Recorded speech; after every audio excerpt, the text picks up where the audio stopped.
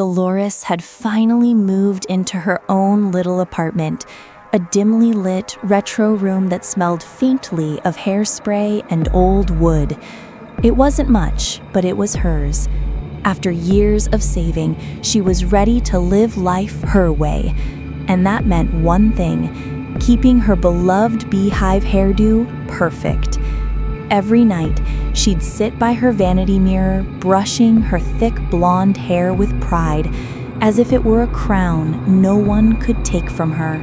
Every Saturday, Dolores visited Madame Leela's beauty salon. The air was filled with gossip, laughter, and the sweet chemical scent of hair products.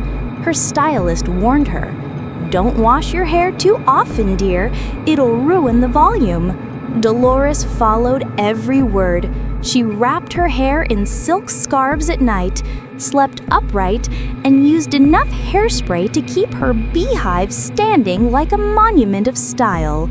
One night, as the city lights flickered through the blinds, Dolores felt it, a small itch at the back of her head. She scratched lightly, laughed to herself, and thought nothing of it. But the next night, it returned, deeper, sharper, crawling beneath the skin. The sound of her own scratching echoed through the lonely room. Standing before her mirror, Dolores leaned closer. Her scalp, beneath the layers of hair, felt swollen. She tried to peek beneath the mountain of teased curls, but the hardened shell of hairspray wouldn't move. For the first time, she saw a tiny spot of red at the edge of her hairline. A bite.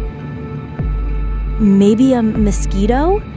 she whispered, but her voice didn't sound convinced. The next morning, Dolores tried everything she could think of. Warm towels, vinegar, even a bit of powder her neighbors swore would kill anything that bites. But the itching grew worse. At night, she swore she could hear something moving, faint crackles, like dry leaves shifting under her hair. She didn't sleep. She just sat by the lamp, scratching and shaking. Desperate, she called an exterminator.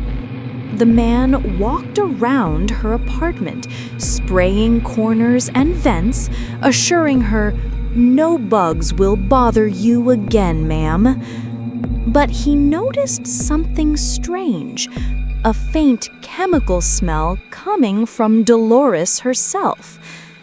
When she smiled nervously, he caught a glimpse of something dark beneath her hairline. He blinked, unsure.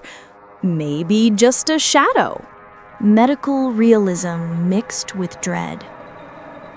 The next day, the pain became unbearable. Dolores went to a doctor, pale, trembling, still clinging to her hairstyle. The doctor gave her a mild ointment and said, "It's probably just an allergic reaction." But when she left, he frowned. He'd noticed small movements on her scalp, something twitching beneath the hair, something that wasn't skin. Finally, unable to bear it, Dolores ran back to the salon. Women under hair dryers looked up as she burst in, her face pale, her hands trembling. "Lila, please, help me! My hair, it hurts!" The stylist tried to calm her down. "You'll have to wait, Dolores, I'm with a client." But Dolores didn't wait. She shoved another woman aside and sat in the chair, clutching the armrests. Her eyes were wild. The stylist sighed and began unwrapping the beehive.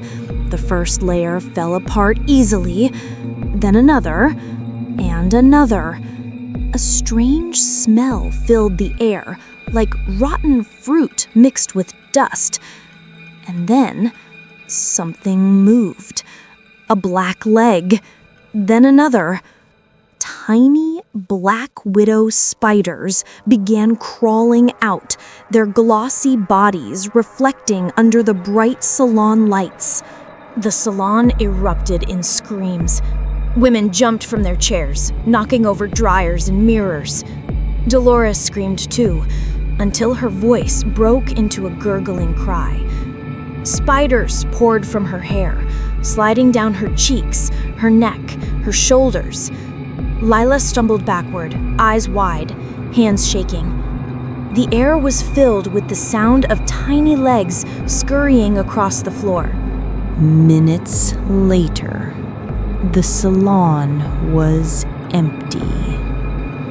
Dolores sat lifeless in the chair, her body still, her hairdo collapsed on the floor. From beneath the mound of hair, dozens of black widows crawled, one after another, spilling into the corners of the room.